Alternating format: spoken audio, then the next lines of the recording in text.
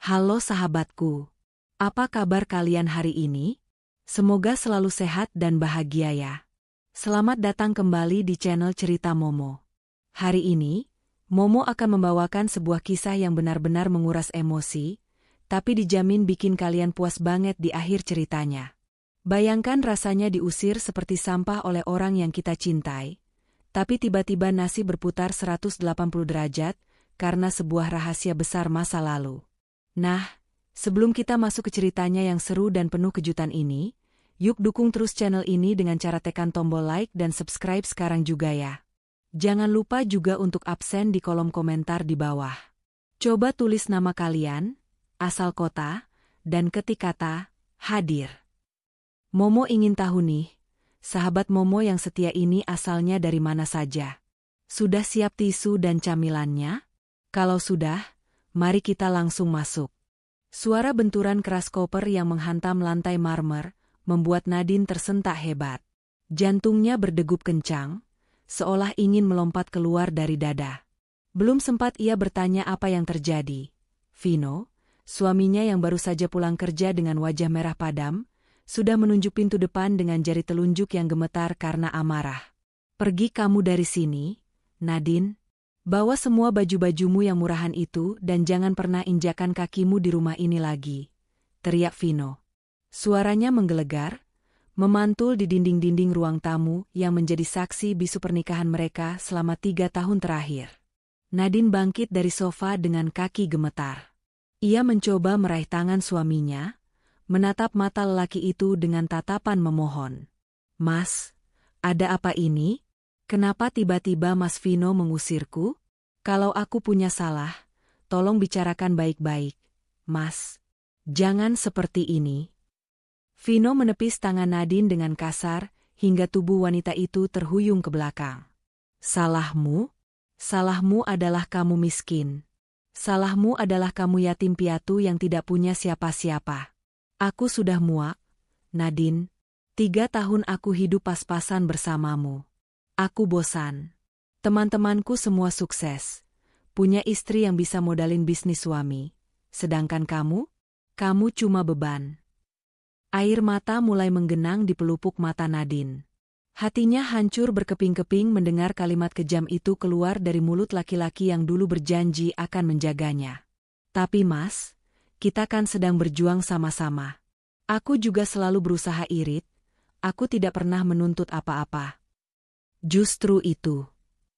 Tiba-tiba suara wanita parubaya memotong pembicaraan mereka.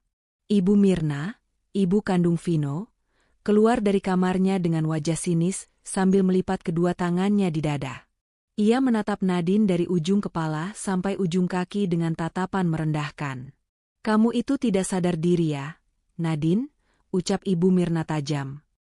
"Anak saya itu ganteng, pintar, punya masa depan cerah. Harusnya dia dapat istri yang sepadan, yang berkelas, bukan wanita sebatang kara sepertimu yang asal-usulnya saja tidak jelas. Semenjak Vino menikah sama kamu, rezekinya seret terus. Kamu itu pembawa sial di keluarga ini." Nadine menatap ibu mertuanya dengan pedih. "Bu, astagfirullah, kenapa ibu bicara begitu? Selama ini Nadine selalu hormat sama ibu. Nadine merawat ibu kalau sakit. Nadine kerjakan semua pekerjaan rumah tanpa pembantu demi berbakti sama ibu dan Mas Vino." Ibu Mirna tertawa hambar, tawa yang terdengar sangat menyakitkan di telinga Nadine. "Halah, itu kan memang tugasmu sebagai numpang hidup di sini. Sadar posisi dong. Lagi pula, Vino sudah punya calon pengganti yang jauh lebih baik dari kamu. Dia anak rekan bisnis Vino, cantik, dan yang paling penting, ayahnya kaya raya. Dia bisa bantu Vino naik jabatan. Tidak seperti kamu yang cuma bisa bikin Vino malu di depan teman-temannya." Nadine menoleh cepat ke arah Vino, mencari penyangkalan. Namun, Vino justru membuang muka, enggan menatap mata istrinya. Itu adalah jawaban yang lebih menyakitkan daripada kata-kata. Ternyata benar, ada wanita lain. Pengorbanan dan kesetiaannya selama ini tidak ada artinya dibandingkan dengan harta dan jabatan. "Jadi benar? Mas Vino selingkuh?" tanya Nadine lirih, suaranya tercekat di tenggorokan. Bukan selingkuh, tapi berpikir realistis. Bentak Vino lagi. Sudahlah, jangan banyak drama. Kepalaku pusing melihat mukamu yang memelas itu. Cepat angkat kakimu dari sini sekarang juga. Vino menendang koper tua milik Nadine, hingga bergeser mendekati pintu keluar. Nadine masih terdiam kaku, kakinya terasa berat seolah terpaku di lantai. Ia tidak punya siapa-siapa lagi di dunia ini.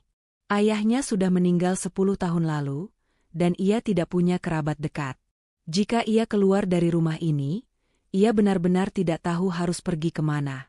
Melihat Nadine yang masih diam mematung, Ibu Mirna kehilangan kesabarannya.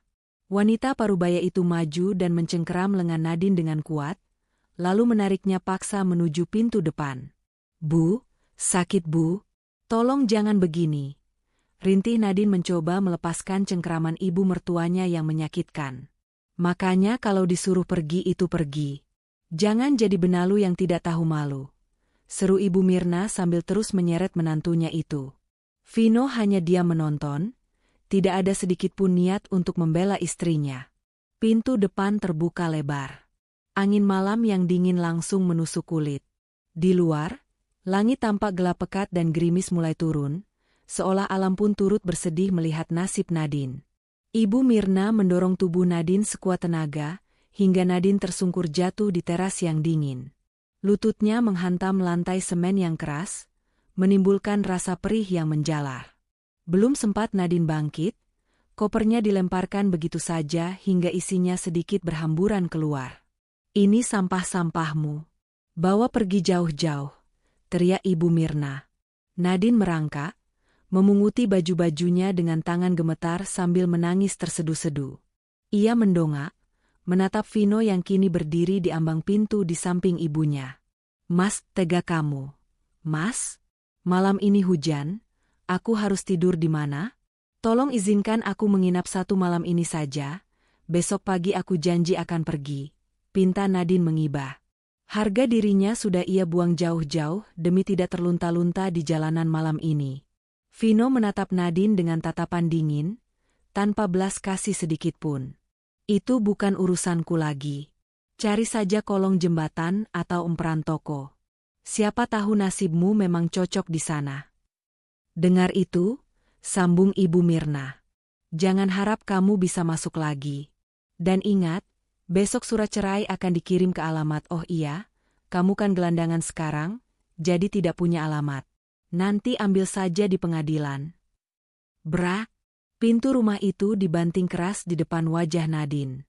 Suara kunci diputar dari dalam terdengar sangat jelas, menegaskan bahwa tidak ada lagi jalan kembali. Lampu teras dimatikan, meninggalkan Nadine dalam kegelapan yang remang-remang. Hujan mulai turun semakin deras. Air dingin membasahi tubuh Nadine, menyamarkan air mata hangat yang terus mengalir di pipinya. Ia memeluk kopernya erat-erat, satu-satunya harta yang ia miliki saat ini. Rasa sakit di hatinya jauh lebih perih daripada dinginnya malam. Diusir oleh suami dan mertua yang selama ini ia layani dengan sepenuh hati. Dihina karena kemiskinannya, dan dibuang seperti sampah karena ada wanita lain yang lebih kaya. Nadine perlahan bangkit berdiri, membersihkan lututnya yang lecet. Ia menatap rumah itu untuk terakhir kalinya. Rumah yang penuh kenangan pahit. Dalam hati kecilnya, terselip doa dan kepedihan yang mendalam. Ia berbalik badan, melangkah gontai menuju gerbang pagar. Langkah kakinya berat menyeret koper yang rodanya sudah rusak sebelah. Ia berjalan keluar dari pekarangan rumah mewah itu, menuju jalanan aspal yang sepi dan basah. Nadine tidak tahu harus melangkah kemana. Dunia terasa begitu kejam dan tidak adil baginya. Ia merasa benar-benar sendirian. Namun, ia tidak tahu bahwa takdir sedang mempersiapkan skenario lain untuknya. Sebuah skenario besar yang tidak pernah ia bayangkan sebelumnya, yang akan mengubah hidupnya dan orang-orang yang baru saja menyakitinya. Jalanan aspal yang basah memantulkan cahaya lampu jalan yang remang-remang, menciptakan bayangan panjang yang menyedihkan dari sosok Nadine. Hujan masih turun rintik-rintik, cukup untuk membuat pakaian gamis sederhana yang ia kenakan basah kuyup dan melekat dingin di kulit. Setiap langkah terasa begitu berat, seolah ada rantai besi yang membelenggu kakinya. Suara roda koper yang rusak beradu dengan trotoar yang tidak rata menjadi satu-satunya teman bicaranya malam itu. Kriet-kriet, suara itu terdengar memilukan di tengah kesunyian malam. Nadine terus berjalan tanpa tujuan yang pasti. Ia tidak berani menoleh ke belakang. Takut jika hatinya kembali goyah dan ingin mengemis belas kasihan pada suami yang baru saja mencampakkannya. Beberapa mobil melaju kencang melewati genangan air, mencipratkan lumpur kotor ke arah Nadine. Ia hanya bisa memejamkan mata, membiarkan noda coklat itu mengotori baju yang baru saja ia pungut dari teras rumah. Tidak ada gunanya marah, toh di mata dunia saat ini, ia memang tidak lebih berharga dari kotoran jalanan. Beberapa pejalan kaki yang berpapasan dengannya menatap dengan pandangan aneh. Ada yang menutup hidung, ada yang segera menyingkir menjauh seolah Nadine membawa wabah penyakit menular. Bahkan, seorang penjaga toko kelontong yang hendak menutup rolling door tokonya sempat berteriak mengusir saat Nadine berniat berteduh sebentar di emperan tokonya. "Heh, jangan tidur di situ. Pergi sana, nanti toko saya bau pesing," hardik pemilik toko itu tanpa belas kasihan. Nadine menunduk dalam-dalam, menyembunyikan wajah sembabnya. "Maaf, Pak. Saya hanya lewat," cicitnya pelan, lalu kembali menyeret kopernya menembus hujan. Rasa lapar mulai melilit perutnya yang sejak siang belum diisi nasi. Tadi siang ia sibuk memasak makanan kesukaan Vino dan Ibu Mirna, berharap bisa makan malam bersama, namun yang ia dapatkan justru jamuan air mata. Di tengah keputusasaan itu, ingatan Nadine melayang jauh ke masa 10 tahun yang lalu. Malam itu suasananya hampir sama seperti ini. Gelap, dingin, dan penuh ketakutan. Saat itu usianya masih sangat muda ketika kabar buruk itu datang bagaikan petir di siang bolong. Ayahnya, Pak Hasbi, ditemukan meninggal dunia akibat serangan jantung mendadak. Nadine masih ingat betapa hancurnya ia saat itu. Pak Hasbi adalah satu-satunya keluarga yang ia miliki setelah ibunya wafat saat melahirkannya. Namun, duka kehilangan ayah belum sembuh. Nadine harus menghadapi kenyataan pahit lainnya. Ternyata ayahnya meninggalkan tumpukan hutang yang sangat besar. Para penagih hutang yang berwajah garang datang silih berganti, menjarah isi rumah, membentak-bentak, hingga akhirnya rumah peninggalan orang tuanya disita. Nadine muda terpaksa hidup terlunta-lunta, bekerja serabutan apa saja demi menyambung hidup, hingga akhirnya ia bertemu Vino. Dulu, Nadine mengira Vino adalah malaikat penolong yang dikirim Tuhan untuk mengakhiri penderitaannya. Vino yang dulu begitu lembut, yang mau menerima Nadine apa adanya meski tanpa harta. Tapi ternyata, waktu mengubah segalanya. Atau mungkin, Vino tidak pernah berubah, hanya topengnya saja yang terlepas. Apalagi sejak Ibu Mirna pindah tinggal bersama mereka, neraka dunia itu perlahan tercipta di dalam rumah tangganya sendiri. Ibu mertuanya itu tidak pernah lelah membandingkan Nadine dengan menantu tetangga atau anak teman arisannya yang kaya raya. "Ayah, kenapa ayah pergi begitu cepat?" gumam Nadine lirih di sela isak tangisnya. Ia menengadah menatap langit kelabu. Kalau ayah masih ada, pasti tidak akan ada yang berani menghina Nadine seperti ini. Nadine lelah. Yah, Nadine sendirian. Rasanya Nadine ingin ikut ayah saja. Rasa dingin semakin menusuk tulang. Kaki Nadine sudah lecet dan melepuh karena berjalan terlalu jauh menggunakan sandal rumah yang tipis. Di depannya, terlihat sebuah halte bus tua yang sepi dan lampunya berkedip-kedip suram. Nadine memutuskan untuk menghentikan langkahnya di sana. Ia menghempaskan tubuhnya yang lelah di bangku besi yang dingin dan berkarat. Ia meletakkan kepala di atas tumpukan tangannya yang bersandar pada koper. Tubuhnya menggigil hebat, bukan hanya karena dinginnya udara malam, tapi juga karena demam yang mulai menyerang akibat kehujanan dan stres berat. Jalanan di depan halte itu lengang, hanya sesekali kendaraan lewat dengan kecepatan tinggi. Tidak ada tanda-tanda kehidupan yang ramah baginya. Nadine meraba saku gamisnya, mengeluarkan dompet lusuh yang tipis. Ia membukanya, hanya ada selembar uang Rp2.000 yang sudah lecek. Uang segitu bahkan tidak cukup untuk membeli air mineral di minimarket. Air matanya kembali menetes jatuh ke atas dompet itu. Nasibnya benar-benar dititik nadir. Ia kini resmi menjadi gelandangan. Tidak ada rumah, tidak ada keluarga, tidak ada uang, dan tidak ada tujuan. Di seberang jalan, lampu-lampu gedung perkantoran dan apartemen mewah terlihat berkelap-kelip, seolah mengejek kemiskinannya. Di salah satu jendela apartemen itu mungkin ada orang-orang yang sedang tertawa bahagia, makan enak, dan tidur di kasur empuk. Sementara dirinya harus meringkuk di halte bus yang bau asap kendaraan. Dunia ini memang tidak adil bagi orang kecil sepertinya. Nadine memejamkan matanya yang terasa berat. Bayangan wajah sinis Ibu Mirna dan tatapan dingin Vino kembali menghantui benaknya. Rasa sakit hati itu berubah menjadi rasa sesak yang menghimpit dada. Ia merasa tidak sanggup lagi menghadapi hari esok. Bagaimana ia bisa bertahan hidup mulai besok pagi? Siapa yang mau mempekerjakan wanita yang berpenampilan seperti gembel ini? Ya Tuhan, jika ini memang takdirku, berikan aku kekuatan, bisiknya lemah. Suaranya hampir hilang tertelan angin malam. Saat Nadine hampir terlelap karena kelelahan yang luar biasa, ia tidak menyadari bahwa nasibnya akan segera berubah drastis dalam hitungan menit. Ia tidak tahu bahwa penderitaannya malam ini adalah babak akhir dari kisah sedihnya, dan awal dari sebuah kejutan besar yang sudah disiapkan oleh seseorang dari masa lalu. Seseorang yang ia kira sudah tidak ada di dunia ini. Di ujung jalan sana, sebuah sorot lampu mobil yang sangat terang mulai mendekat ke arah halte, membelah kegelapan malam dengan kecepatan stabil. Cahaya putih yang menyilaukan mata membuat Nadine sontak mengangkat tangannya untuk menghalau silau. Sebuah mobil sedan hitam mengkilap, yang terlihat sangat kontras dengan suasana kumuh di sekitarnya, berhenti perlahan tepat di depan halte bus tempat Nadine meringkuk. Suara mesinnya begitu halus, nyaris tidak terdengar, menandakan bahwa kendaraan itu bukan sembarang mobil, melainkan kendaraan mewah berharga miliaran rupiah. Jantung Nadine berdegup kencang karena takut. Pikirannya langsung melayang pada hal-hal buruk. Apakah ini orang jahat yang berniat menculiknya? Atau mungkin penagih hutang yang salah sasaran?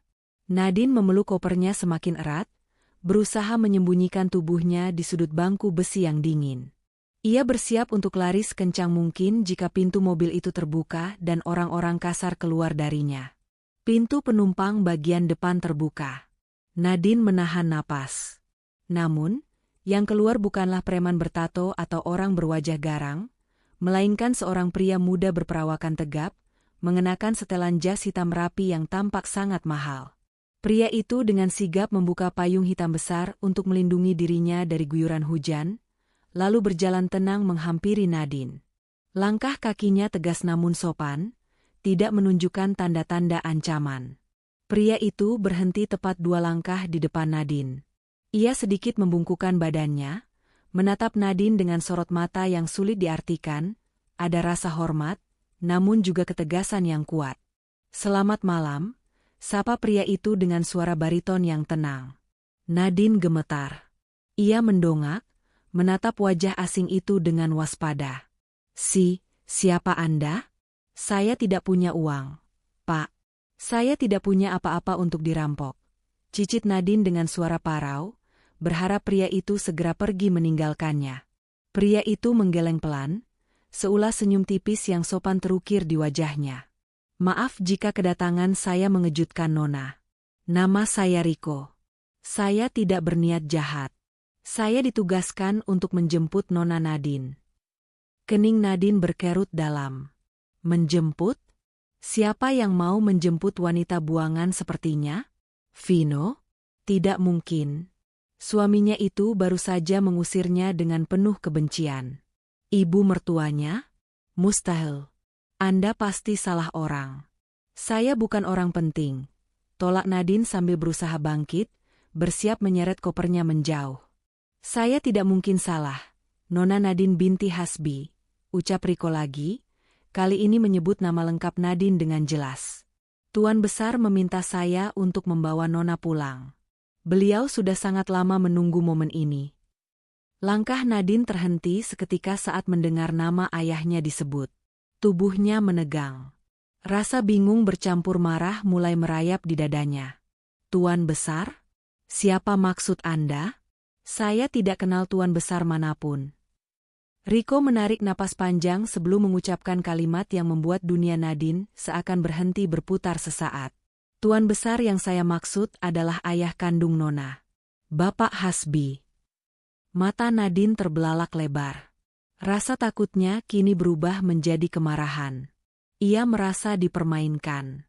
Bagaimana mungkin orang asing ini berani membawa-bawa nama almarhum ayahnya di saat ia sedang menderita seperti ini? Ini lelucon yang sangat kejam. Jaga bicara Anda, seru Nadine dengan suara bergetar menahan emosi. Air matanya kembali tumpah. Kali ini karena rasa tersinggung yang mendalam. Ayah saya sudah meninggal 10 tahun yang lalu. Saya melihat jenazahnya, saya mencium keningnya terakhir kali.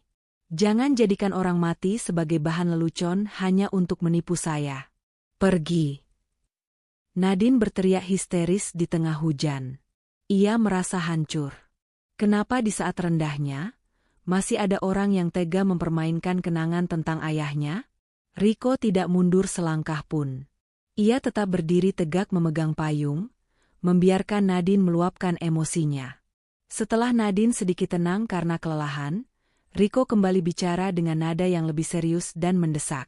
Saya mengerti kemarahan Nona. Tapi saya tidak sedang berbohong atau membuat lelucon. Apa yang Nona ketahui 10 tahun lalu adalah skenario yang terpaksa dibuat demi keselamatan Nona sendiri. Ayah Anda masih hidup. Beliau ada di dalam mobil itu, menunggu Nona. Tangan Riko menunjuk ke arah pintu penumpang belakang mobil sedan mewah itu. Kaca mobil yang gelap gulita membuat Nadine tidak bisa melihat siapa yang ada di dalamnya. Nadine terdiam, otaknya berusaha mencerna kata-kata Riko yang terdengar sangat tidak masuk akal. Ayahnya memalsukan kematian? Demi keselamatannya? Itu terdengar seperti cerita film yang mengada-ada. Tapi melihat keseriusan di wajah Riko dan kemewahan mobil di depannya, keraguan kecil mulai muncul di hati Nadine. Mungkinkah? Tapi itu tidak mungkin. Gumam Nadine lemah, kakinya terasa lemas. Kalau ayah masih hidup, kenapa dia membiarkan saya menderita sendirian selama 10 tahun ini? Kenapa dia membiarkan saya dihina, kelaparan, dan hidup seperti sampah? Semua pertanyaan Nona akan terjawab jika Nona bersedia ikut. Jawab Riko cepat. Tuan besar tidak bisa keluar di sini, terlalu berisiko. Tolong, Nona. Beliau sedang sakit dan sangat ingin bertemu putrinya. Berikan beliau kesempatan untuk menjelaskan. Nadine bimbang.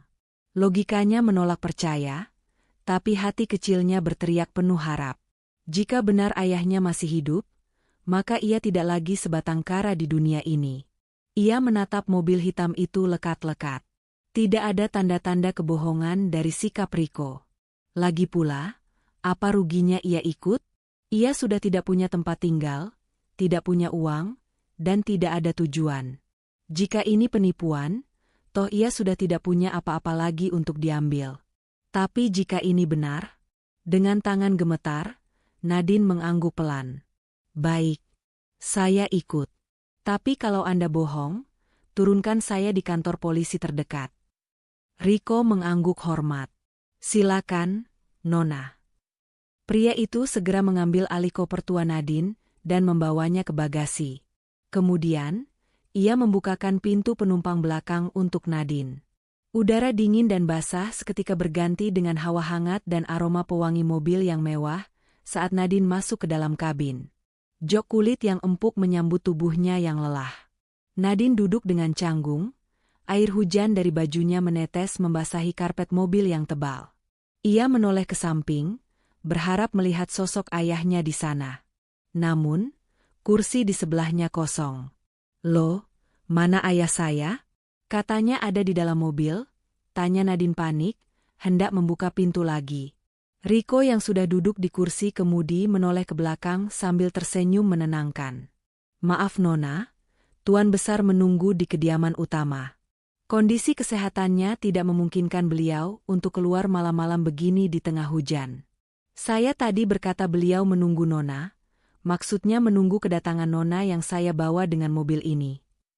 Nadine menghela napas panjang, merasa sedikit tertipu namun juga lega.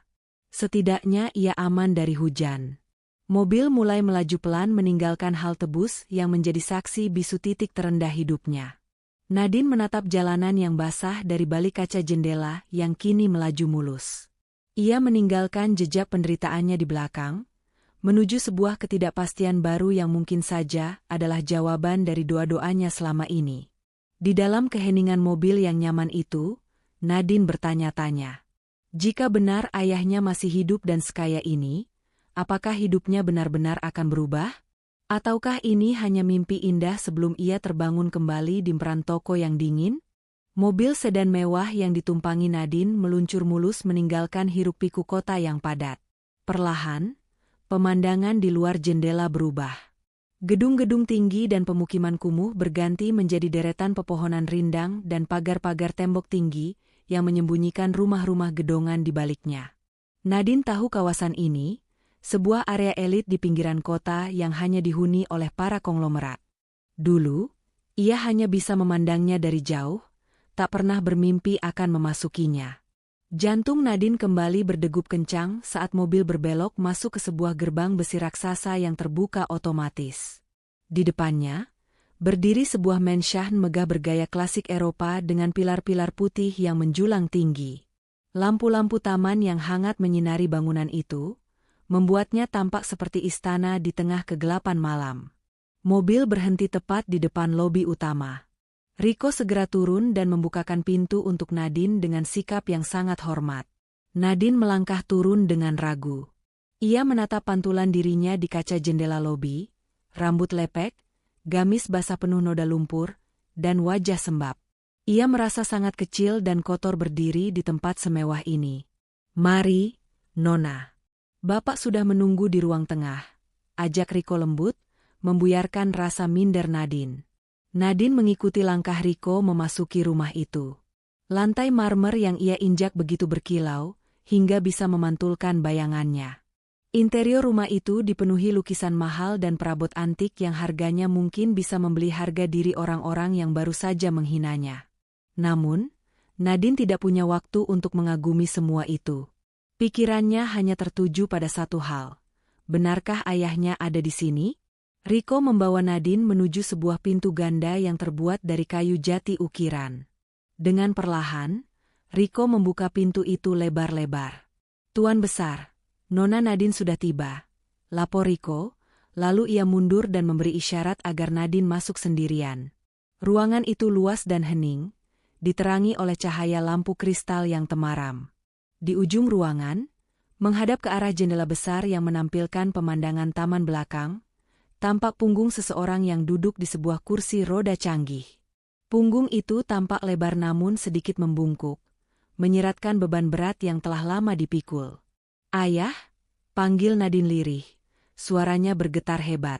Ia melangkah maju perlahan, takut jika sosok itu hanyalah ilusi.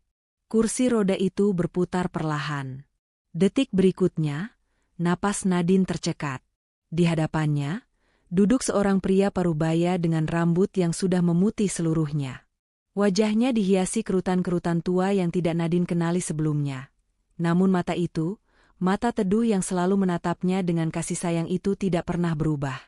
Itu benar-benar Pak Hasbi, ayahnya yang ia kira sudah terkubur di dalam tanah 10 tahun lalu. "Nadine putriku," suara Pak Hasbi terdengar serak dan berat, menahan tangis. Nadine terpaku di tempatnya. Kakinya lemas seketika hingga ia jatuh terduduk di lantai. Ini tidak mungkin. Ayah sudah meninggal, aku melihat jenazah ayah aku." Nadine menggelengkan kepalanya kuat-kuat, antara bahagia dan syok yang luar biasa. Pak Hasbi menjalankan kursi rodanya mendekati Nadine. Tangan tuanya yang gemetar terulur, menyentuh pipi Nadine yang basah oleh air mata. Sentuhan itu hangat dan nyata. "Bukan hantu, bukan mimpi. Maafkan ayah, nak. Maafkan ayah yang pengecut ini," ucap Pak Hasbi. Air mata menetes dari sudut mata tuanya. Ayah terpaksa melakukan sandiwara itu. Ayah terpaksa mematikan diri ayah sendiri demi kamu. "Kenapa? Yah? Kenapa ayah tega meninggalkan Nadine sendirian? Nadine hancur. Yah, Nadine hidup seperti sampah. Teriak Nadine, meluapkan rasa sakit yang selama ini ia pendam. Ia memukul pelan lutut ayahnya, menuntut penjelasan. Pak Hasbi menunduk penuh penyesalan. 10 tahun lalu, bisnis ayah hancur karena ditipu rekan kerja. Ayah terjerat hutang pada sindikat rentenir mafia yang sangat kejam. Mereka tidak hanya mengancam akan menyita rumah, tapi mereka mengancam akan menculikmu dan menjualmu ke luar negeri sebagai ganti pelunasan hutang. Nadine terbelalak. Ia menutup mulutnya dengan tangan, ngeri mendengar fakta itu. Ayah tidak punya pilihan. Nadine, lanjut Pak Hasbi dengan suara bergetar. Satu-satunya cara agar mereka berhenti mengejar kita adalah dengan membuat ayah seolah-olah sudah mati. Hutang itu dianggap hangus jika debiturnya meninggal. Ayah membayar dokter korup untuk memalsukan surat kematian, menyewa orang untuk mengurus pemakaman palsu, dan malam itu juga ayah kabur ke luar negeri lewat jalur ilegal. Selama 10 tahun ini, ayah bekerja keras di pertambangan liar di Afrika, mempertaruhkan nyawa setiap hari. Ayah bersumpah tidak akan pulang sebelum ayah menjadi orang yang lebih kuat dari mereka. Ayah ingin memastikan tidak ada satu orang pun yang bisa menyentuh putri ayah lagi. Nadine mendengarkan cerita itu dengan air mata bercucuran. Ia membayangkan betapa beratnya penderitaan ayahnya di negeri orang, hidup dalam persembunyian dan kerja paksa, sementara Nadine mengira ayahnya sudah tenang di alam sana. Ternyata, pengorbanan ayahnya jauh lebih besar dari yang ia bayangkan. Lalu, kenapa baru sekarang? Yah? Kenapa baru sekarang ayah menjemput Nadine? Tanya Nadine tersendat-sendat. Karena sekarang ayah sudah siap. Jawab Pak Hasbi tegas, sorot matanya berubah tajam. Ayah sudah melunasi semua hutang masa lalu, bahkan membeli perusahaan tempat rentenir itu bernaung. Ayah kembali dengan kekuatan yang tidak bisa mereka lawan. Tapi, suara Pak Hasbi melunak saat ia menatap kondisi Nadine. Ayah terlambat menyadari penderitaanmu di sini. Riko baru memberi laporan lengkap tentang perlakuan suamimu dan mertuamu hari ini. Maafkan ayah, Nadine. Ayah pikir kamu bahagia menikah dengan Vino. Nadine menggeleng lemah, teringat kembali pada kejadian beberapa jam lalu di rumah Vino. Tidak. Yah. Nadine tidak bahagia. Nadine baru saja diusir. Mereka membuang Nadine karena Nadine miskin. Wajah Pak Hasbi mengeras. Rahangnya mengatup rapat menahan amarah yang meledak. Ia melihat baju putrinya yang kotor, tubuhnya yang kurus kering, dan luka lecet di lututnya. Tangan Pak Hasbi mengepal kuat di pegangan kursi roda. Mereka berani membuang permata demi memungut batu kerikil. Geram Pak Hasbi dengan suara rendah yang menakutkan. Jangan menangis lagi, Nadine. Air matamu terlalu berharga untuk orang-orang seperti mereka. Mulai malam ini, tidak akan ada lagi yang berani menghinamu. Kamu bukan lagi Nadine si yatim piatu miskin. Kamu adalah pewaris tunggal Hasbi Sentosa Group. Pak Hasbi menarik Nadine ke dalam pelukannya. Nadine membenamkan wajahnya di dada ayahnya, menumpahkan segala kerinduan dan kesedihan yang selama ini ia tanggung sendirian. Malam itu, di dalam mansion mewah yang hangat, Nadine akhirnya menemukan kembali rumahnya. Bukan bangunan fisik, melainkan pelukan seorang ayah yang rela mati suri demi melindunginya. Istirahatlah, nak, bisik Pak Hasbi sambil mengelus rambut putrinya. Besok, kita akan tunjukkan pada dunia, terutama pada suami dan mertuamu yang sombong itu, siapa kamu sebenarnya. Ayah berjanji, setiap tetes air matamu akan mereka bayar dengan penyesalan seumur hidup. Nadine mengangguk dalam pelukan ayahnya. Rasa lelah yang luar biasa perlahan mengambil alih kesadarannya. Untuk pertama kalinya dalam 10 tahun, ia merasa benar-benar aman. Takdir telah memutar rodanya. Besok pagi, matahari akan terbit menyinari kehidupan baru Nadine, dan kegelapan akan berpindah menyelimuti mereka yang telah menzaliminya. Sinar matahari pagi yang hangat menembus celah-celah tirai sutra berwarna emas, menyapa wajah Nadine yang masih terlelap di atas ranjang king size yang empuk. Perlahan, kelopak matanya terbuka. Nadine mengerjap-ngerjap, menatap langit-langit kamar yang dihiasi lampu kristal gantung yang indah. Sesaat, ia bingung. Apakah ia sudah mati dan masuk surga? Ataukah kejadian semalam hanyalah bunga tidur yang terlalu indah? Nadine meraba spray halus di bawahnya, lalu mencubit lengannya sendiri. Sakit. Ini nyata. Ia benar-benar berada di rumah ayahnya. Kenangan semalam berputar kembali bagaikan film di kepalanya. Pengusiran kejam oleh Vino dan Ibu Mirna, hujan deras, pertemuan dengan Riko, hingga pelukan hangat Pak Hasbi. Pintu kamar diketuk pelan. Seorang pelayan wanita berseragam rapi, masuk membawa nampan berisi sarapan yang aromanya menggugah selera. "Selamat pagi, Nona muda." "Tuan besar menunggu Nona di ruang kerja setelah sarapan," ucap pelayan itu ramah. Nadine menatap hidangan di depannya, roti panggang, telur, buah-buahan segar, dan segelas susu hangat. Makanan yang selama ini hanya bisa ia lihat di majalah. Di rumah Vino, sarapannya hanyalah sisa nasi kemarin yang digoreng seadanya, karena jatah belanja selalu dipotong oleh ibu mertuanya. Dengan mata berkaca-kaca, Nadine memakan sarapan itu, merasakan nikmat yang bercampur dengan rasa haru. Selesai bersiap, Nadine diantar menuju ruang kerja Pak Hasbi. Di sana, ayahnya sedang duduk di kursi rodanya, memandang layar tablet dengan serius. Saat melihat Nadine masuk, wajah tegang Pak Hasbi langsung melunak. Namun, tatapan matanya berubah sedih saat mengamati penampilan putrinya lebih jelas di bawah cahaya matahari. Tubuh Nadine sangat kurus, tulang selangkanya menonjol jelas. Kulitnya kusam dan kering, tanda kurang perawatan dan gizi.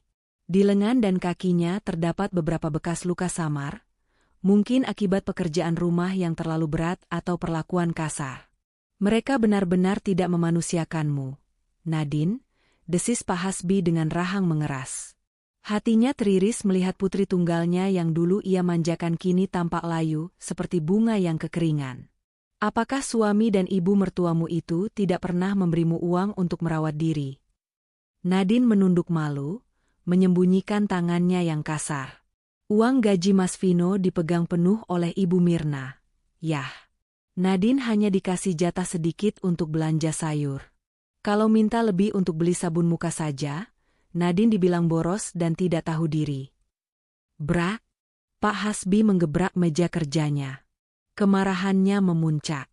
Biadab. Mereka memperlakukan pewaris Hasbi Sentosa Group seperti pembantu gratisan. Cukup. Hari ini juga, ayah akan mengembalikan mahkota yang seharusnya kamu pakai. Pak Hasbi menekan tombol interkom di mejanya.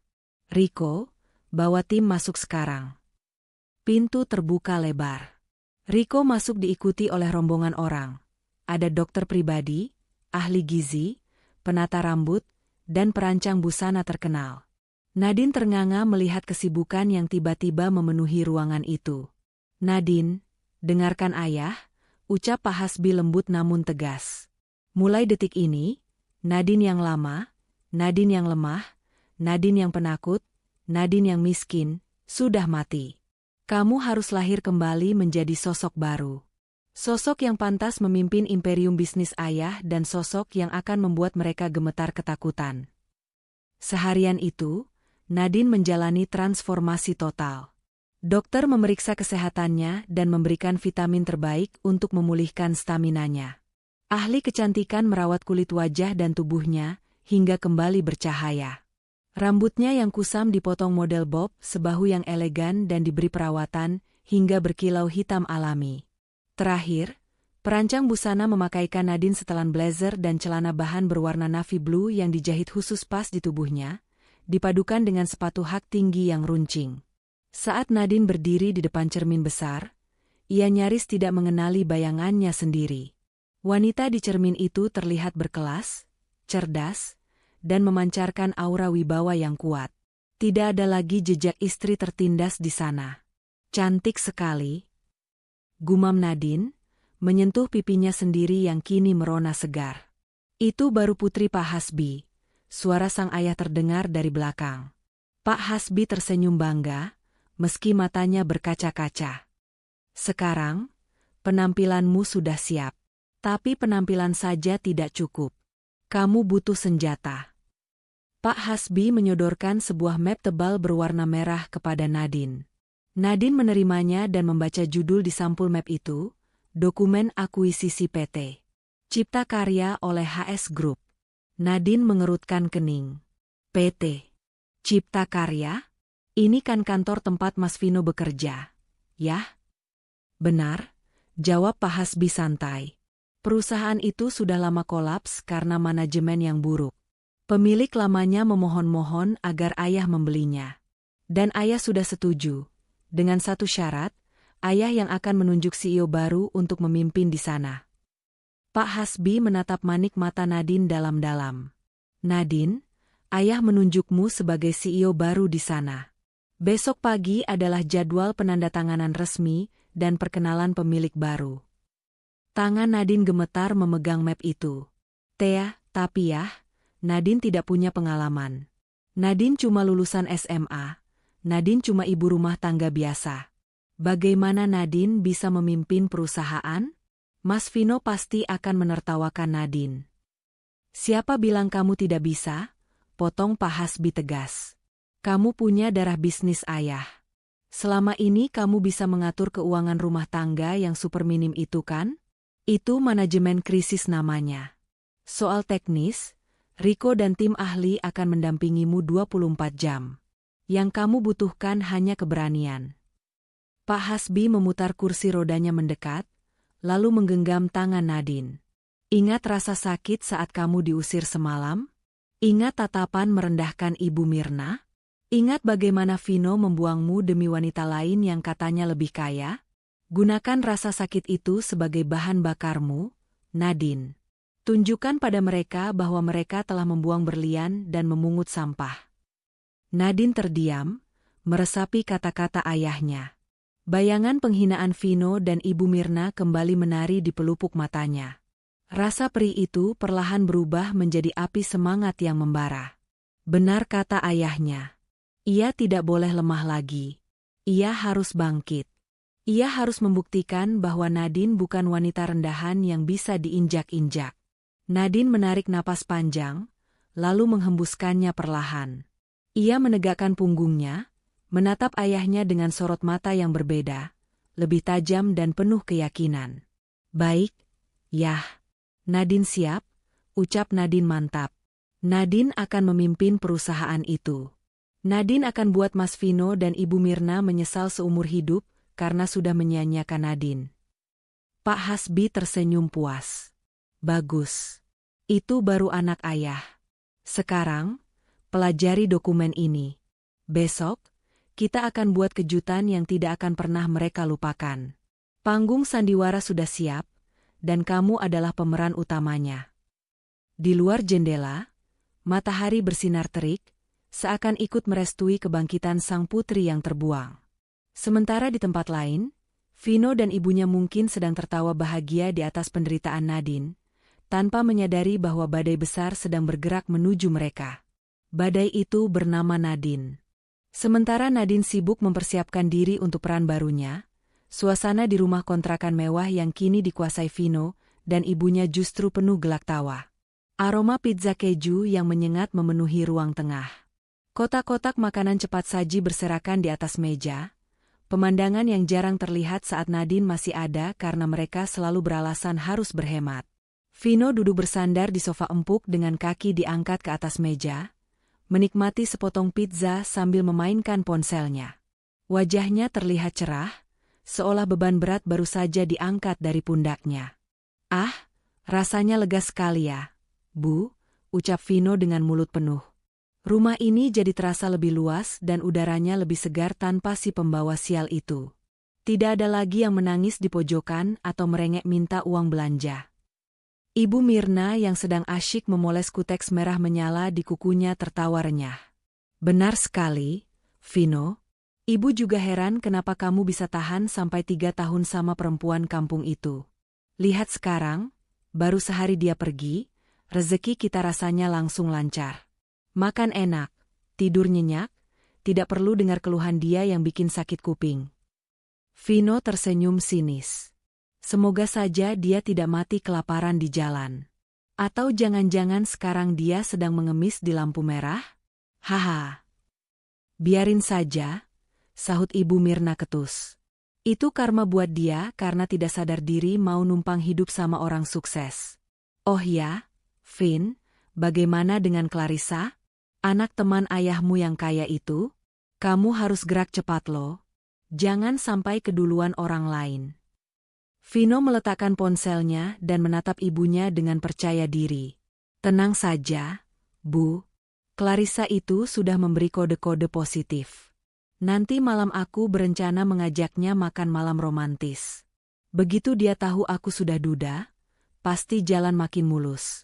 Bayangkan Bu, kalau aku nikah sama Clarissa, jabatanku di kantor pasti aman, dan kita bisa pindah ke rumah yang lebih besar dari ini. Ibu Mirna menepuk tangan kegirangan. Nah, itu baru anak ibu. Harus cari yang sederajat, yang bisa bikin kaya. Jangan cari yang bikin susah. Namun, tawa bahagia mereka tiba-tiba terhenti oleh dering telepon Vino yang berbunyi nyaring dan terus-menerus. Nama, Pak Rudi, HRD Manager, tertera di layar. Vino mengerutkan kening. Tumben sekali orang kantor menelepon di luar jam kerja, apalagi nadanya mendesak seperti ini. Halo, Pak Rudi? Ada apa ya Pak? Jawab Vino santai. Suara di seberang sana terdengar panik dan tergesa-gesa. Vino, kamu di mana? Jangan santai-santai kamu. Buka email kantor sekarang juga. Ada berita darurat. Perusahaan kita, PT Cipta Karya, resmi dinyatakan kolaps hari ini. Vino tersedak ludahnya sendiri. Ia langsung melompat berdiri, menjatuhkan potongan pizza di tangannya. Apa? Kolaps? Maksud Bapak bangkrut? Tea, tapi gaji saya bulan ini bagaimana, Pak? Bukan cuma soal gaji, Vino. Nasib kita semua di ujung tanduk. Seru Pak Rudi dengan nada tinggi. Direksi lama sudah menjual seluruh aset perusahaan untuk menutupi hutang. Kita sudah diakuisisi oleh perusahaan raksasa lain. Dan kabar buruknya, pemilik baru ini terkenal sangat tegas. Isu yang beredar, mereka akan memecat 50% karyawan lama yang dianggap tidak kompeten. Nama kamu masuk dalam daftar evaluasi merah, karena performa penjualanmu bulan lalu menurun. Wajah Vino seketika pucat pasi. Kakinya lemas hingga ia kembali terduduk di sofa. Ponsel di tangannya nyaris terjatuh. Diakuisisi? Siapa yang beli, Pak? HS Group.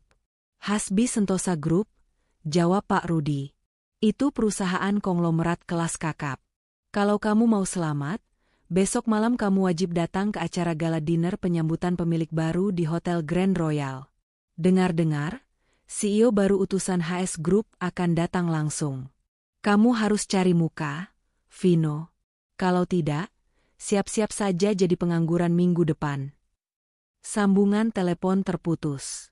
Vino masih mematung dengan tatapan kosong. Keringat dingin mulai bercucuran di pelipisnya. Kenapa, Vin?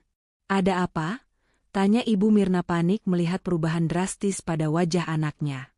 Ia mengguncang bahu Vino. Jawab ibu. Kenapa mukamu seperti mayat begitu? Vino menoleh perlahan ke arah ibunya dengan tatapan nanar.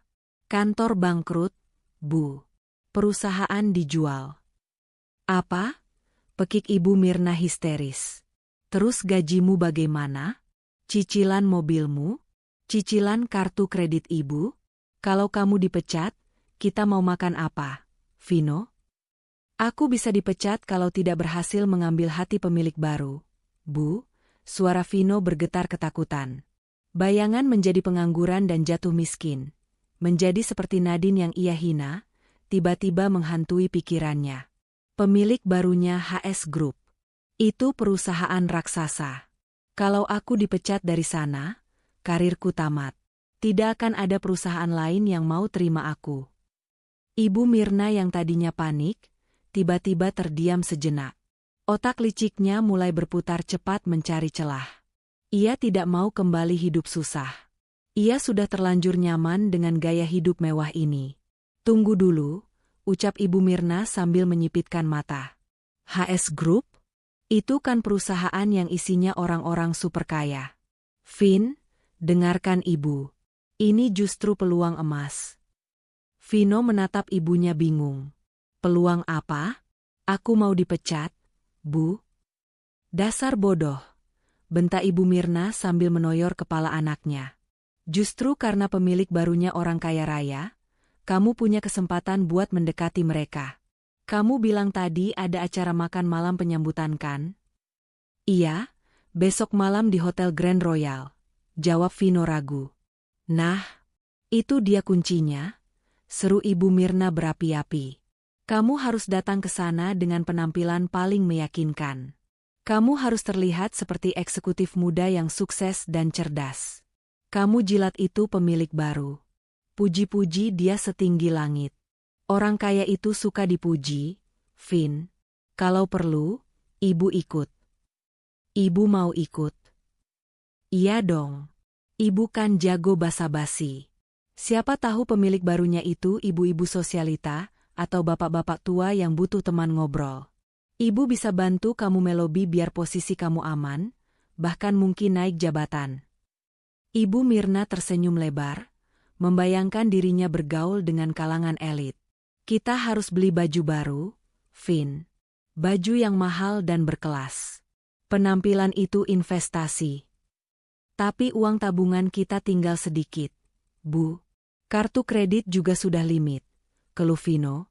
Pakai saja uang sisa pesangon Nadine yang kemarin kamu ambil itu. Atau gadaikan saja perhiasan ibu yang lama. Nanti kalau kamu sudah sukses lagi kan bisa ditebus. Desak Ibu Mirna tidak mau kalah. Ingat Vin, ini soal hidup dan mati. Kita tidak boleh kalah. Apalagi kalau sampai Nadine tahu kamu dipecat, dia pasti akan menertawakan kita. Kamu mau dihina sama mantan istrimu yang gembel itu. Mendengar nama Nadine disebut, gengsi Vino langsung naik. Benar kata ibunya. Ia tidak boleh terlihat gagal. Ia harus membuktikan bahwa tanpa Nadine, ia justru semakin bersinar. Ia harus mempertahankan pekerjaannya dengan segala cara, termasuk menjilat kaki pemilik baru HS Group sekalipun. Baik, Bu. Ibu benar, ucap Vino dengan tekad yang kembali membara, meski arahnya salah. Besok kita akan tampil habis-habisan. Aku akan buat pemilik baru itu terkesan sama aku. Aku akan pastikan posisiku aman. Tanpa mereka sadari, rencana, menjilat, yang mereka susun dengan penuh percaya diri itu justru akan mengantarkan mereka pada jebakan yang paling memalukan. Mereka sibuk memoles kulit luar, tanpa tahu bahwa raja dan ratu yang akan mereka hadapi besok adalah orang-orang yang pernah mereka buang ke jalanan. Karma sedang menyusun panggungnya dengan sangat rapi. Pusat perbelanjaan paling elit di kota itu tampak ramai oleh pengunjung kelas atas. Namun tidak ada yang berjalan dengan dagu terangkat lebih tinggi daripada Vino dan Ibu Mirna sore itu.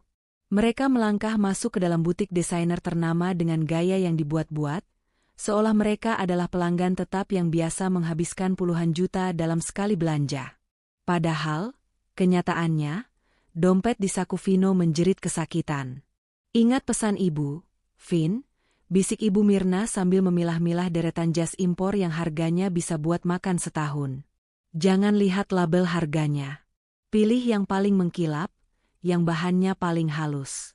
Kita harus terlihat seperti kita ini satu level dengan pemilik HS Group itu. Kalau kamu pakai jas murahan yang biasa kamu pakai ke kantor, mereka pasti langsung meremehkanmu. Vino mengangguk, meski keringat dingin mulai membasahi punggungnya saat matanya tak sengaja melirik bandrol harga di sebuah setelan jas abu-abu metalik. 15 juta, Bu? Ini gila. Limit kartu kreditku tinggal sedikit. Uang pesangon Nadine yang aku ambil diam-diam juga tidak sebanyak ini. Hus! Jangan sebut nama pembawa sial itu di sini. Desis Ibu Mirna sambil mencubit lengan anaknya. Anggap saja ini modal usaha. Kalau kamu berhasil ambil hati bos baru itu dan naik jabatan, uang segini MAH cuma recehan. Vin. Gadaikan saja gelang emas ibu yang terakhir kalau perlu. Pokoknya malam ini kita harus jadi raja dan ratu pesta. Termakan oleh hasutan ibunya, Vino akhirnya nekat. Ia mengeluarkan kartu kreditnya dengan tangan gemetar saat di kasir. Dalam hatinya ia berdoa semoga transaksi itu berhasil dan tidak ditolak mesin. Saat struk keluar, Vino menghela napas lega sekaligus sesak. Habis sudah sisa limitnya. Ia benar-benar mempertaruhkan segalanya malam ini. Malam harinya, di depan cermin besar di kamar mereka, transformasi itu selesai. Vino tampak gagah dengan jas barunya yang pas di badan, rambutnya ditata klimis dengan pomade mahal. Sementara Ibu Mirna mengenakan gaun malam bermanik-manik yang sangat mencolok, lengkap dengan riasan tebal dan parfum yang wanginya menyengat hidung. Sempurna, puji Ibu Mirna sambil memutar tubuhnya di depan cermin. Lihat kita, Vin. Siapa yang bakal menyangka kalau kita ini sedang krisis keuangan? Kita terlihat seperti bangsawan. Nadine pasti menangis darah kalau melihat kamu segagah ini. Iya, Bu. Aku merasa percaya diri sekali, sahut Vino sambil membenarkan dasinya. Pemilik baru itu pasti akan terkesan melihat penampilanku. Pak Rudi dan teman-teman kantor yang lain pasti kalah telak. Mereka kan seleranya kampungan. Mereka berangkat menuju Hotel Grand Royal dengan perasaan jumawa. Sesampainya di lobi Hotel Bintang 5 itu, suasana sudah sangat ramai. Mobil-mobil mewah berjejer menurunkan tamu undangan. Vino memarkirkan mobilnya, yang cicilannya sudah menunggak 2 bulan, dengan gaya angkuh di area valet, memberikan kunci pada petugas seolah-olah ia pemilik tempat itu. Saat melangkah masuk ke ballroom, Vino dan Ibu Mirna langsung menjadi pusat perhatian. Namun, bukan perhatian kagum seperti yang mereka harapkan, melainkan tatapan heran. Gaun Ibu Mirna terlalu heboh untuk acara makan malam bisnis yang elegan, dan jas Vino terlalu mengkilap di bawah lampu ruangan. Namun, dasar tebal muka, mereka menganggap tatapan itu sebagai bentuk kekaguman. Lihat, Bu. Semua orang melihat ke arah kita. Bisik Vino bangga. Tentu saja, Nak. Aura orang kaya itu tidak bisa dibohongi, balas Ibu Mirna sambil mengibaskan kipas tangannya. Di sudut ruangan, Vino melihat Pak Rudi dan beberapa rekan kerjanya sedang bergerombol dengan wajah tegang. Mereka memakai pakaian formal yang sopan dan tidak berlebihan. Vino tersenyum sinis dan menghampiri mereka, diikuti Ibu Mirna yang berjalan bak peragawati. Halo, Pak Rudi, teman-teman, sapa Vino dengan nada tinggi yang sengaja dikeraskan. Kenapa wajahnya tegang begitu? Santai saja kali. Lihat saya dong, optimis. Malam ini kan malam perayaan, bukan malam pemakaman. Pak Rudi menatap penampilan Vino dari atas ke bawah dengan kening berkerut. Vino, kamu niat sekali dandanannya. Kita ini mau mendengarkan arahan pemilik baru, bukan mau peragaan busana. Dan siapa ini? Kenapa kamu bawa ibumu? Kenalkan, ini ibu saya, kata Vino sambil menepuk bahu ibunya. Saya bawa ibu karena beliau ingin kenalan sama pemilik HS Group. Siapa tahu bisa akrab, kan sesama kalangan atas nyambung ngobrolnya. Kalian sih, datang sendirian, pakai baju lama pula. Bagaimana pemilik baru mau respek kalau penampilan karyawannya lusuh? Rekan-rekan kerja Vino saling berpandangan, menahan tawa dan rasa jengkel. Mereka tahu betul kinerja Vino yang pas-pasan, tapi gayanya selangit. Hati-hati, Vin, ucap salah satu rekan kerjanya pelan. Dengar-dengar CEO baru dari HS Group ini, orangnya sangat perfeksionis dan tidak suka basa-basi. Penampilan menor bukan jaminan.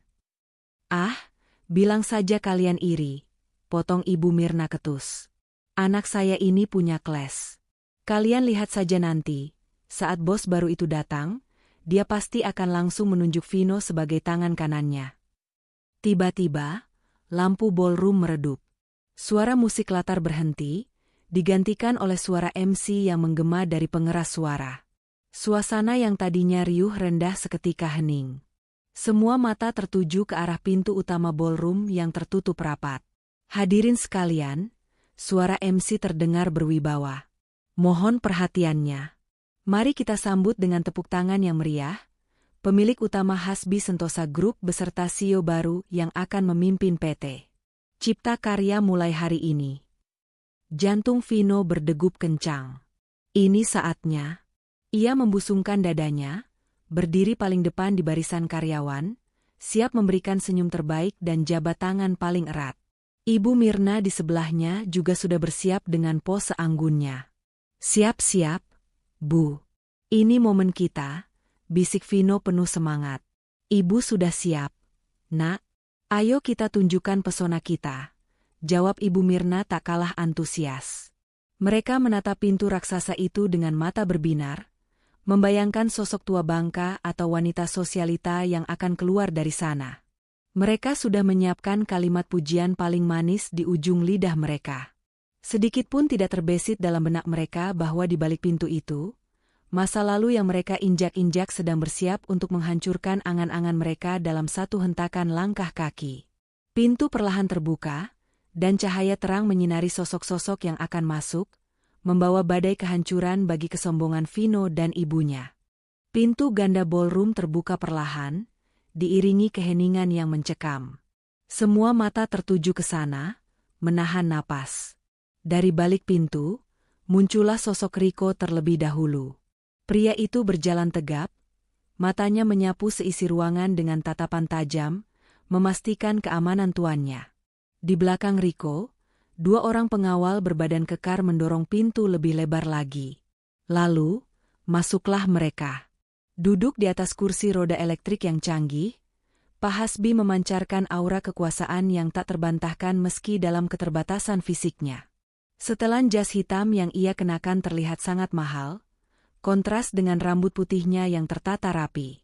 Wajah tuanya tenang namun tegas, tatapan matanya seolah mampu menembus pikiran setiap orang di ruangan itu.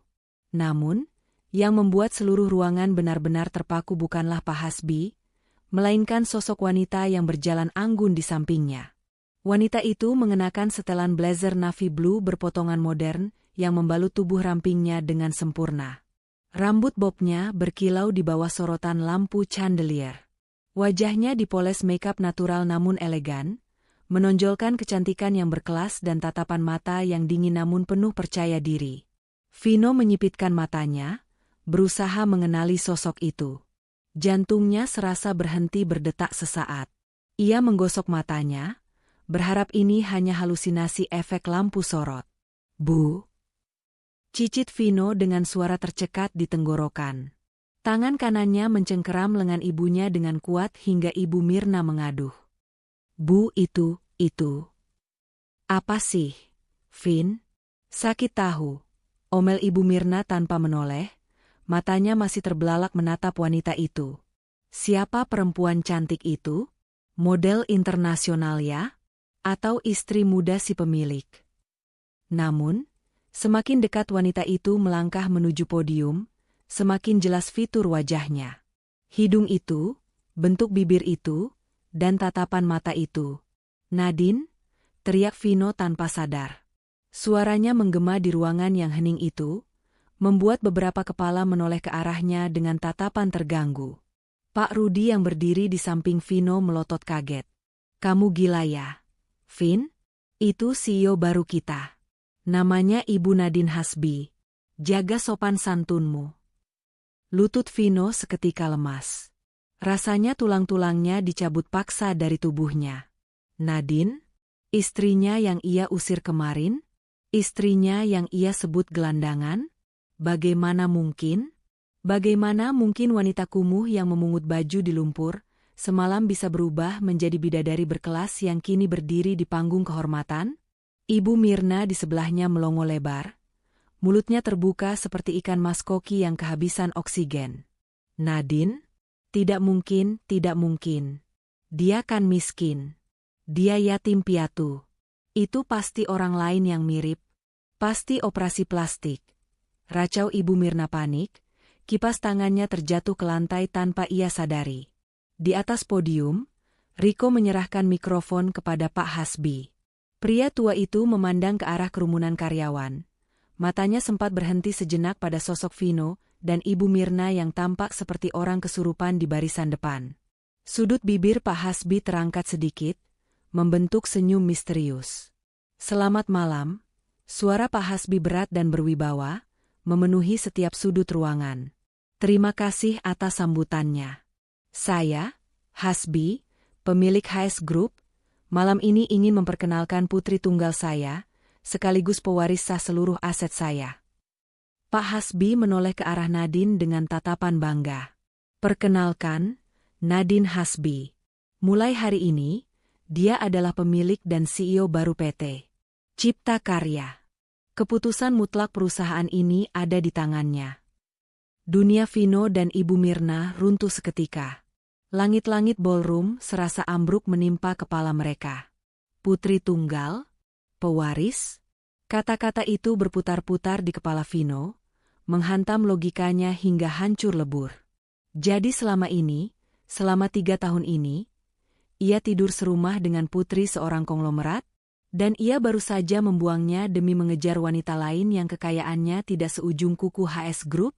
"Mampus kita, Vin," bisik Ibu Mirna gemetar, wajahnya yang tadi menor kini pucat pasi seperti mayat hidup. "Kita sudah mengusir putri raja, kita sudah menghina dia." Nadine mengambil alih mikrofon. Ia tidak tersenyum.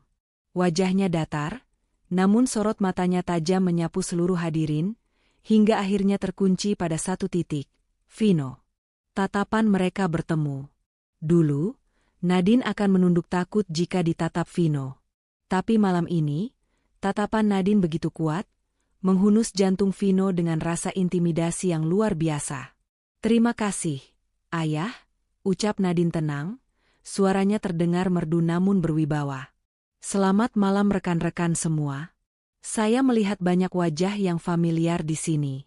Dan saya juga melihat." Nadine memberi jeda dramatis, matanya tak lepas dari Vino yang keringat dingin. Wajah-wajah yang mungkin tidak akan lama lagi berada di perusahaan ini. Suasana ruangan menjadi tegang. Para karyawan saling berbisik. Vino merasa kakinya tidak lagi menapak di bumi. Ia ingin lari, ingin menghilang, ingin ditelan bumi saat itu juga. Tapi tubuhnya kaku karena ketakutan yang amat sangat. Setelah pidato singkat itu, acara ramah tamah dimulai. Nadine turun dari podium didampingi ayahnya. Para manajer dan direktur berebut untuk menyalaminya, menjilat, dan memuji-muji kecerdasannya.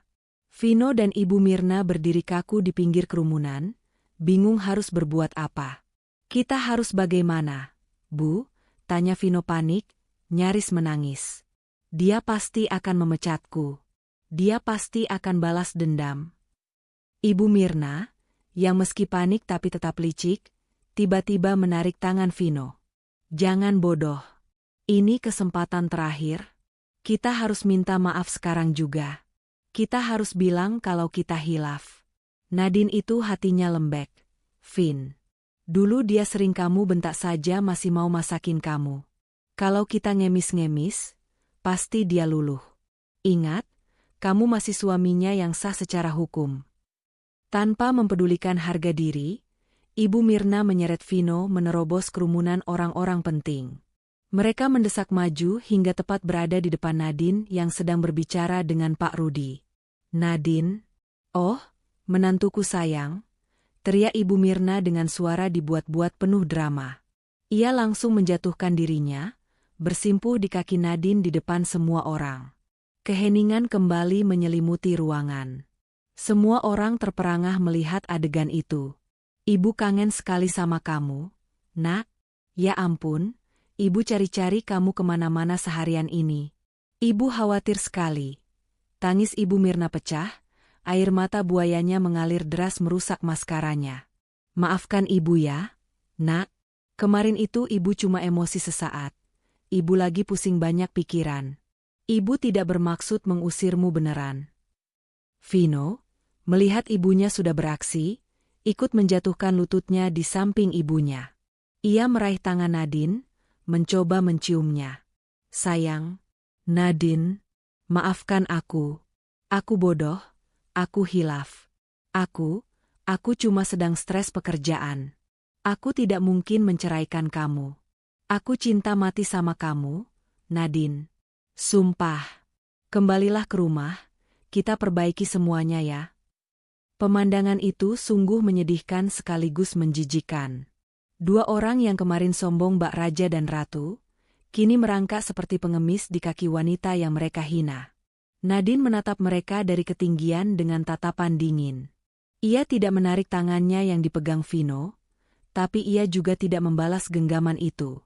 Ia membiarkan semua orang melihat betapa rendahnya harga diri suami dan mertuanya itu.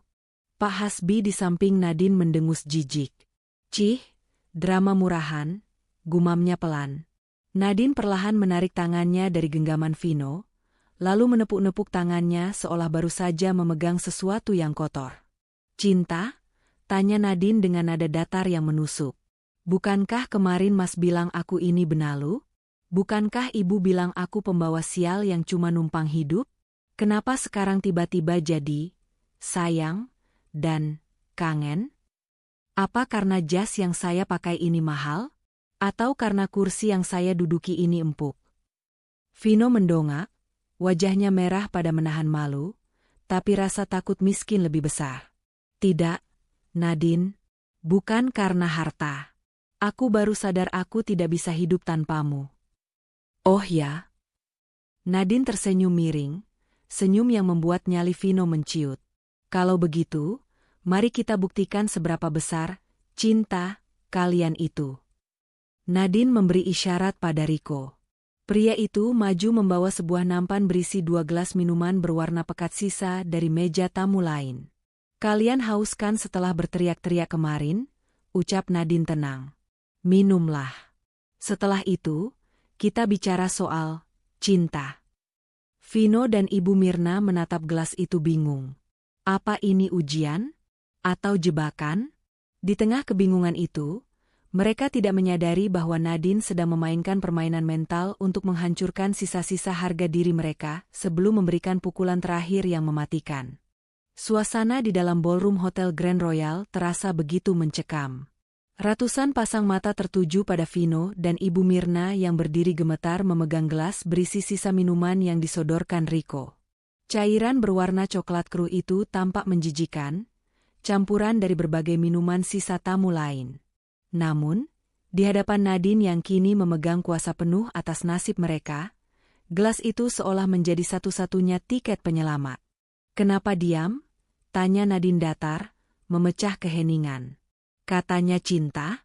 Katanya rindu? Kalau demi cinta saja kalian tidak mau meminumnya, bagaimana saya bisa percaya kalau kalian menyesal?" Ibu Mirna menelan ludah dengan susah payah. Ia melirik orang-orang di sekitarnya yang menatap dengan jijik. Harga dirinya sebagai wanita yang selalu ingin terlihat terpandang kini benar-benar diinjak-injak. Namun, bayangan hidup miskin dan kehilangan akses ke kekayaan HS Group jauh lebih menakutkan. Dengan tangan gemetar, Ibu Mirna memejamkan mata dan menenggak cairan itu dengan cepat. Rasa aneh dan mual langsung menyeruak di tenggorokannya, tapi ia tahan mati-matian. Melihat ibunya sudah minum, Vino tak punya pilihan. Ia ikut meminum isinya dalam satu tegukan besar, lalu terbatuk-batuk kecil sambil mengelap mulutnya dengan punggung tangan. Sudah, Nadine. Sudah kami minum," ucap Vino dengan suara parau, berusaha tersenyum manis meski wajahnya pucat. "Lihat kan? Aku rela melakukan apa saja demi kamu. Sekarang, kita bicara baik-baik ya, sayang? Malu dilihat orang banyak." Nadine tidak menjawab. Ia hanya menatap gelas kosong itu sekilas, lalu berbalik badan menuju pintu ruang VVIP di samping panggung. "Ikut saya ke dalam.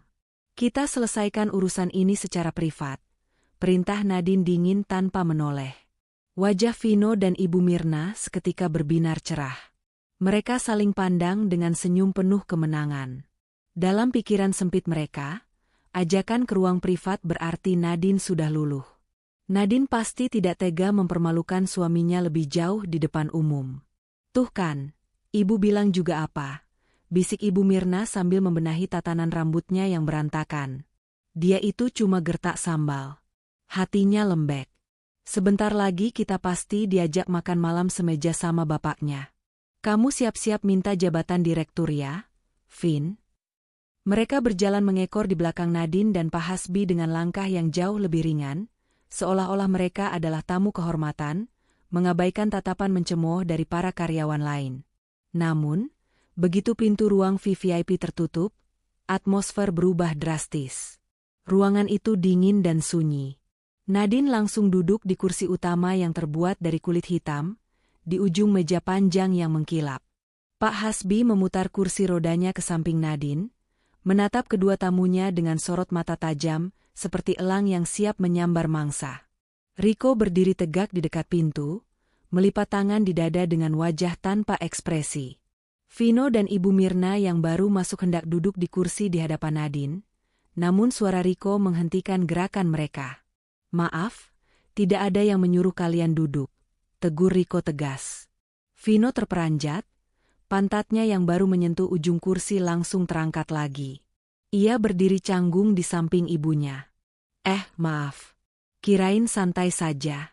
Kan sama keluarga sendiri. Keluarga?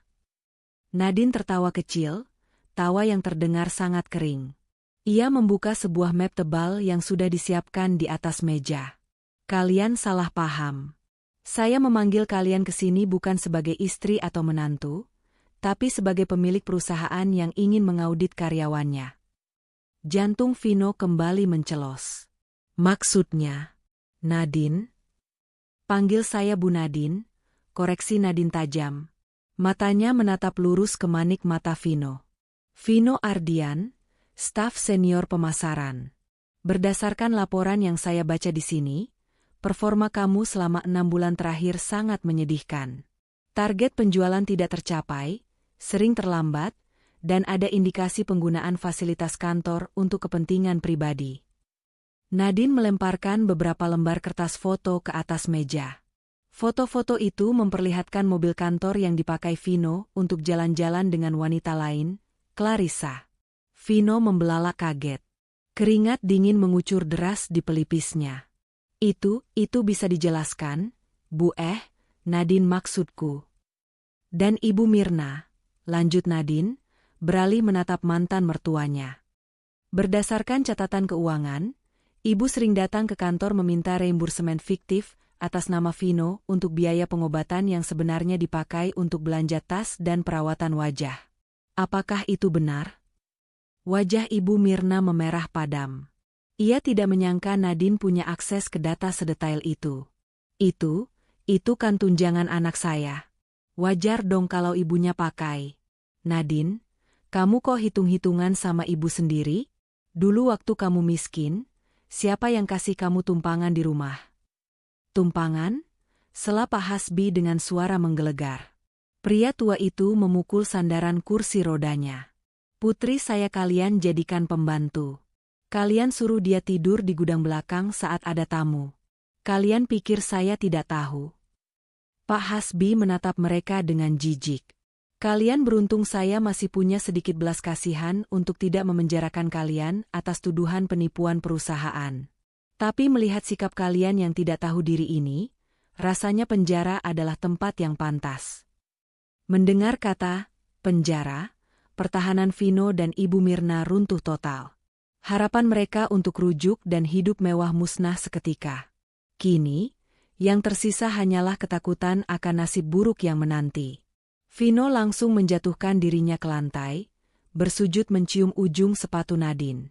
Tangisnya pecah, kali ini bukan sandiwara, tapi tangis ketakutan yang nyata. Nadine, ampun Nadine, tolong jangan penjarakan aku. Aku mohon, raung Vino histeris. Aku minta maaf. Aku salah besar. Aku suami bodoh. Pukul aku, caci maki aku, tapi tolong jangan hancurkan hidupku. Aku punya cicilan banyak, kalau aku dipecat dan dipenjara, aku mati Nadine. Ibu Mirna yang melihat anaknya hancur, ikut bersimpuh. Ia merangkak mendekati Nadine, mencoba meraih tangan Nadine namun ditepis kasar oleh Rico. Nadine, nak tolong ibu. Isa Ibu Mirna, air matanya melunturkan bedak tebal di wajahnya hingga tampak cemong. Ibu tua, ibu tidak kuat kalau harus hidup susah lagi. Ibu janji akan jadi mertua yang baik. Ibu akan pijat kaki kamu setiap hari, ibu akan masakin kamu. Tolong beri kami kesempatan kedua. Demi masa lalu kita.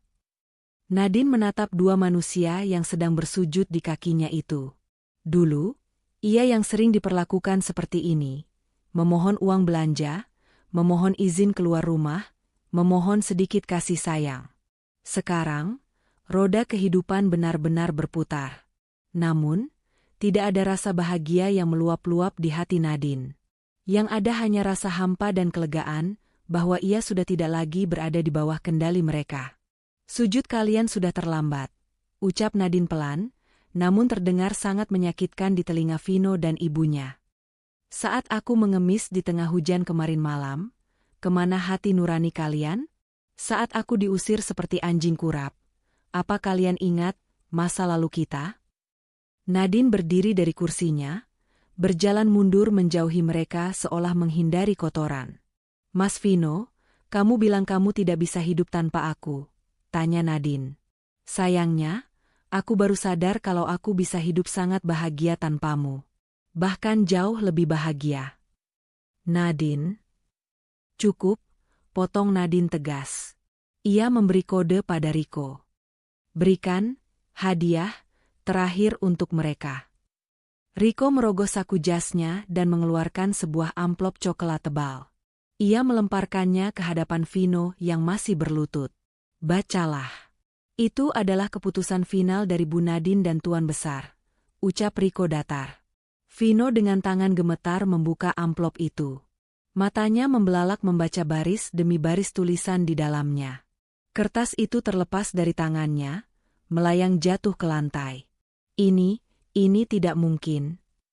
Desis Vino lemas, wajahnya kehilangan darah. Kenapa, Vin? Apa isinya? Tanya Ibu Mirna panik, merebut kertas itu dan membacanya. Detik berikutnya, jeritan histeris Ibu Mirna memenuhi ruangan VVIP itu. Sita jaminan? Pemecatan tidak hormat? Nadine, kamu mau membunuh kami pelan-pelan? Jerit Ibu Mirna, menatap Nadine dengan tatapan tidak percaya. Ternyata wanita yang ia anggap lemah itu bisa memberikan hukuman yang jauh lebih kejam daripada sekadar tamparan fisik. Nadine menatap mereka dengan tatapan yang sudah mati rasa. Tidak ada lagi cinta, tidak ada lagi benci. Hanya ada keadilan yang harus ditegakkan. Itu bukan pembunuhan, Bu, jawab Nadine tenang. Itu hanyalah konsekuensi. Kalian menanam angin, sekarang silakan tuai badainya. Nadine memutar tubuhnya, mendorong kursi roda ayahnya menuju pintu keluar lain yang terhubung langsung ke lobi pribadi. Ia meninggalkan Vino dan Ibu Mirna yang masih menangis meraung-raung di lantai, meratapi nasib mereka yang hancur dalam sekejap mata. Pintu tertutup, memisahkan dunia Nadine yang kini terang benderang dengan dunia gelap gulita yang menanti mantan keluarganya itu. Jeritan histeris Ibu Mirna dan raungan penyesalan Vino masih terdengar samar-samar dari balik pintu kayu mahoni yang tertutup rapat. Nadine tidak menoleh sedikit pun. Langkah kakinya mantap menyusuri koridor hotel yang berlapis karpet tebal, mendorong kursi roda ayahnya menuju kebebasan yang sesungguhnya. Di dalam ruangan VVIP, dua orang petugas keamanan bertubuh kekar masuk dengan wajah garang. Mereka tidak memberi ampun pada mantan ibu dan anak yang kini terlihat menyedihkan itu. Silakan keluar, Tuan dan Nyonya. Kalian sudah masuk daftar hitam di semua properti HS Group, ucap salah satu petugas dingin. Lepaskan. Aku ini mertua pemilik perusahaan, teriak Ibu Mirna meronta-ronta saat lengannya dicengkeram. Kalian tidak tahu siapa aku? Aku bisa laporkan kalian ke polisi. Namun, ancaman itu hanya dianggap angin lalu. Vino dan ibunya diseret paksa keluar dari hotel mewah itu, melewati lobi yang dipenuhi tamu-tamu elit yang menatap mereka dengan pandangan jijik dan berbisik-bisik. Bukankah itu yang tadi mengaku-ngaku kaya? Iya, ternyata penipu. Memalukan sekali. Vino menundukkan wajahnya dalam-dalam, hancur sudah sisa harga dirinya. Mereka dilemparkan keluar dari pintu utama hotel, tepat ke trotoar yang basah sisa hujan sore tadi. Tunggu. Mobilku. Kunci mobilku mana? Seru Vino panik pada petugas valet. Petugas itu hanya menggeleng. Maaf, Pak. Mobil Bapak baru saja ditarik oleh pihak leasing. Tadi ada tim debt collector yang datang membawa surat kuasa. Katanya cicilan Bapak sudah menunggak 3 bulan, dan karena Bapak sudah tidak bekerja di perusahaan penjamin, unitnya langsung diamankan. Vino terduduk lemas di aspal. Mobil itu adalah satu-satunya aset tersisa yang ia banggakan. Sekarang, ia benar-benar tidak punya kaki untuk melangkah. Rumah, kita pulang ke rumah. Vin, ajak Ibu Mirna gemetar, mencoba membangunkan anaknya. Kita masih punya rumah. Kita bisa jual isinya untuk bertahan hidup. Vino tertawa sumbang, tawa orang yang sudah kehilangan akal sehat. Ia melempar kertas surat sita jaminan yang tadi diberikan Riko ke wajah ibunya. Ibu tidak baca surat ini? Rumah itu bukan milik kita lagi, Bu. Rumah itu sudah disita bank, karena sertifikatnya digadaikan oleh almarhum ayah dulu untuk modal usaha yang bangkrut. Selama ini kantor yang menalangi cicilannya. Sekarang aku dipecat, bank langsung menyita asetnya karena kantor menarik penjaminan. Malam ini juga, kita gelandangan, Bu. Sama seperti Nadine kemarin. Ibu Mirna membelalak, lalu tubuhnya limbung dan pingsan di trotoar. Vino tidak punya tenaga untuk menolong. Ia hanya menatap langit malam yang gelap, merasakan karma yang menghantamnya bertubi-tubi dalam satu malam. Di seberang jalan, sebuah mobil sport merah berhenti. Kaca jendelanya turun, memperlihatkan wajah Clarissa, wanita kaya yang diincar Vino. Clarissa menatap Vino yang kotor dan lusuh dengan tatapan jijik. Ih, untung aku belum jadi sama kamu. Dasar miskin belagu, umpat Clarissa, lalu meludah ke arah jalanan sebelum tancap gas meninggalkan Vino dalam kehinaan yang sempurna. 3 bulan kemudian. Gedung pencakar langit HS Tower berdiri gagah membelah langit biru ibu kota. Di lantai teratas, di dalam ruangan CEO yang didesain modern dan elegan, Nadine berdiri menghadap jendela kaca raksasa. Ia memandang hiruk-pikuk kota di bawah sana dengan tatapan tenang. Tidak ada lagi Nadine yang kumuh, tidak ada lagi Nadine yang penakut. Wanita yang berdiri di sana kini adalah salah satu pebisnis wanita paling berpengaruh di negeri ini. Majalah bisnis terkemuka baru saja memajang wajahnya di sampul depan dengan tajuk The Iron Lady, Kebangkitan Putri Tidur. Pintu ruangan terbuka. Riko masuk membawa tablet. Bu Nadine,